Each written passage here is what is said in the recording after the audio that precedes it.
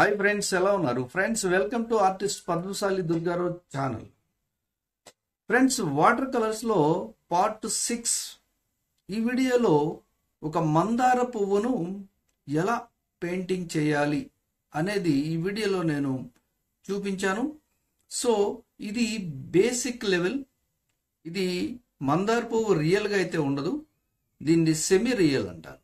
దీన్ని వాటర్ కలర్స్లో బిగినర్స్ కోసం నేను సెమీ రియల్ చూపించాను. ఇక ఇందులో డిఫరెంట్ షీట్స్ మనకి వాటర్ కలర్ షీట్స్ మార్కెట్లో దొరుకుతాయి. సో ఆ షీట్స్ ఏంటి అవి చెప్పిన తర్వాత మీరు డెమో చూడొచ్చు. సో మార్కెట్లో మనకి కెన్సన్ అనే కంపెనీ వాటర్ కలర్ షీట్స్కి చాలా ఫేమస్. సో ఇందులో డిఫరెంట్ సైజెస్ ఉంటాయి.